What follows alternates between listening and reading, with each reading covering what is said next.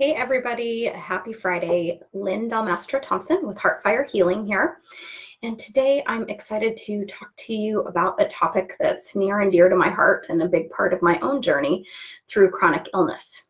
And that is shifting out of feeling isolated and alone by a health challenge, by a diagnosis, and into a different place, into a place of feeling supported and connected and not isolated. So before we jump into those possibilities that exist for you, let's just face the reality of what it's like. So when you've been given a diagnosis, it feels like nobody really understands you. I remember, being in my mid-20s and being surrounded by people in the same age category. I had friends that were maybe a little bit older. And when I thought that I had leukemia, it felt like nobody really understood what that was like what my day-to-day life was like. So if you're watching this and you can relate to that, feel free to let me know in the comments, or just know that you're not alone, is the first thing. So it's very easy to get into that feeling of like nobody's walking in my shoes, nobody knows what it's like, right? And then it's easy to feel isolated because oftentimes it's harder to get out and do all of the things we used to do. It's harder to go out and socialize and do the activities we like. Maybe people invite you out to an activity and you really want to say yes, but sometimes your body just doesn't really have the stamina or the energy to let you go out. And so you're left saying no, or you said yes and then you have to cancel. And that feels really awful too, right? Let me know if you can relate to that as well by leaving a heart or an emoji for me. It's very challenging to feel that isolated and alone and want that connection, because we all want that, and we all had friends and community and family that we hung out with before our health challenges started. And then now it can become really hard. And maybe you've even had the experience like people stop inviting you because you're always saying no, or you're always canceling. And that feels really isolating too. And this also can leave you feeling really, because nobody really understands what you're going through. And I think I've also mentioned this in another video. Nobody really gives you a roadmap of where you're going. So it can leave you feeling like, how do I even move through this? I'm like alone in the middle of the wilderness and nobody gave me a map, and I have to try and figure this out by myself. And then lastly, one of the biggest factors that can make it feel really isolating and alone is that it's often, you feel like, yes, your doctor sort of sees you and understands you and acknowledges what's going on with you, but not really. Doctor doesn't really, he hasn't walked in your shoes. He may have treated a bunch of people with that same particular health concern, but on a day-to-day basis, he doesn't really get that. He doesn't really understand what that's like. So I remember that was a big part of my struggle as well. So what if instead you were able to feel supported by a community of other people who get it? You were able to have someone who's walked that path and can kind of act as a guide and a way shower for you. What if you were able to start living life again and have the socialization that you were used to before? Like, what if these possibilities existed? And what if you could actually help your doctor understand what that's like for you and be your own advocate in those situations? So these are all possibilities that exist. And you may be sitting there saying, it seems really hard to go from what you just described of how my life is. Yes, my life feels really isolating. I don't see people. I don't get out much. I remember it was hard to say yes when I got invites to things. And now you're saying all of these things. I could have community and I could start going out again. What are you talking about? So I want to spend some time together today just talking about some ways to shift from kind of the place where you are now, where you feel isolated and alone because of all these factors, into a place where you could have more community, more connection, and more support. So one of the first steps would be to shift a little bit out of that feeling of nobody gets me, because that's just part of it is like a belief system. Yes, there's a reality to it that probably, people don't really get it when they haven't lived it, but you're also isolating yourself more by repeating that to yourself. That's a mindset that you then walk around with, like nobody gets it, like nobody, poor me. It can be a little bit of a victim mentality, and that's not to blame anyone, because it's very easy to fall into it. I totally did that at certain times, like nobody got me, and I, felt really alone, and then I sunk under that. But what if you could instead start to shift out of feeling like the victim of that and start asking people for what you need, sharing your experience? Like if somebody doesn't get it, yes, it feels hard, and it's not really your job to constantly educate, but maybe with the people that you care most about, being able to share a little bit about what your experience is like.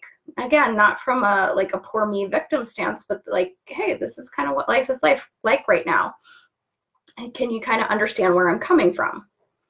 And then you can also one of the other ways, that's kind of a mindset tool, but the other approach is to also start to build a community of people who do get it. And this is one of the things I'm actually feeling kind of called to explore how to create for people, because I think there's a lot of support out there in terms of support groups. I never went to a support group.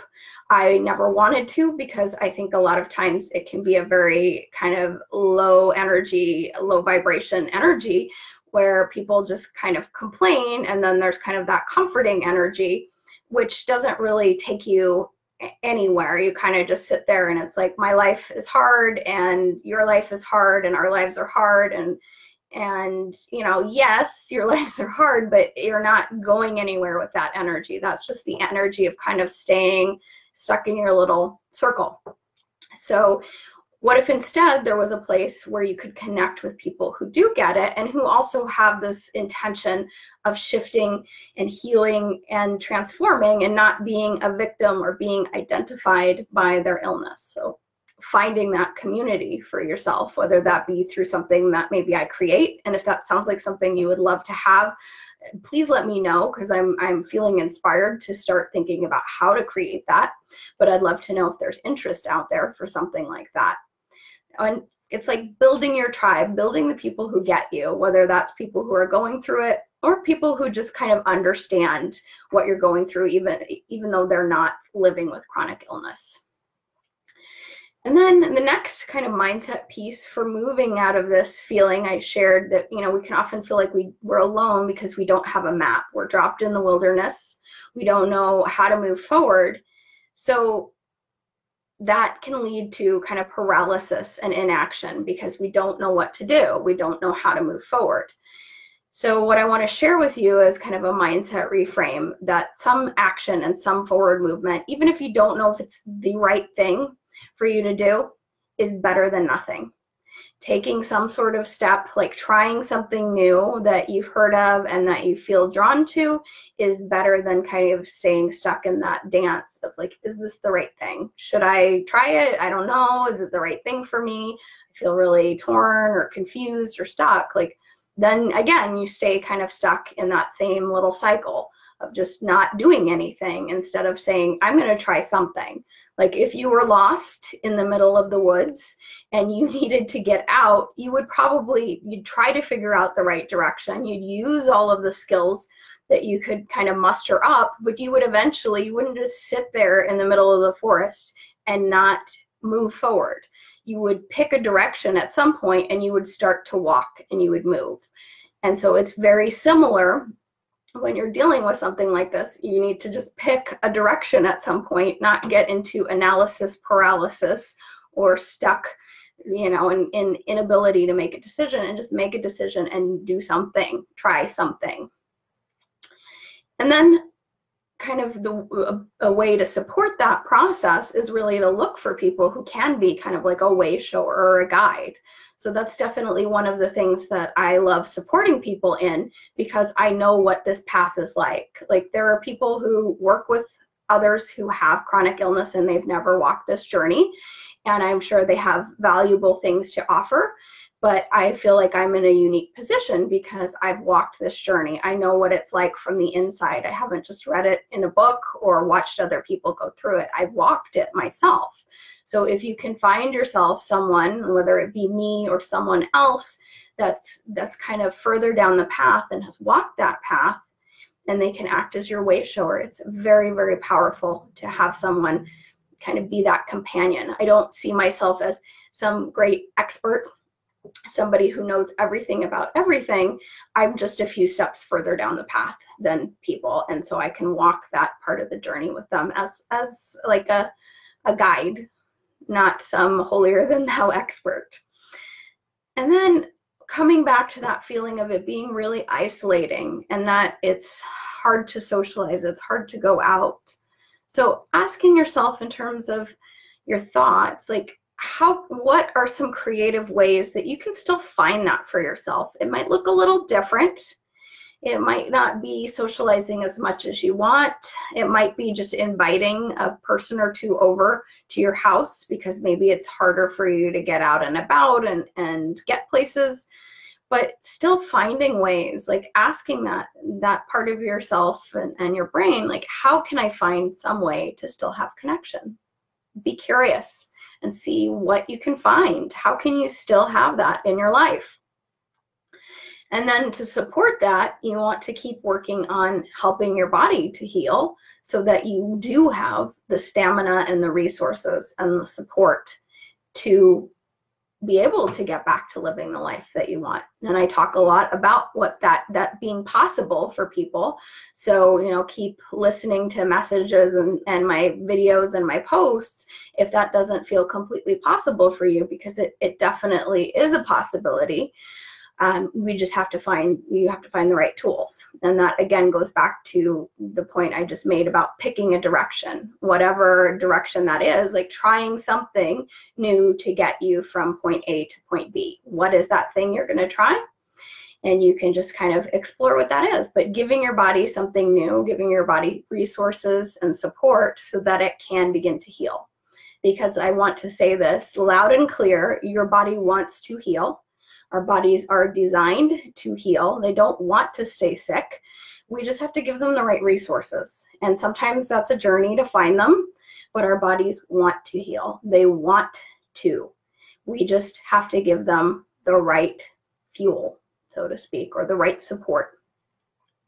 And then the last point I want to come back to is that feeling of isolation, that yes, your doctor sort of gets it because he's read about it in a book and he's treated a bazillion other people. But when you describe like some of what you're going through, he probably doesn't always get it.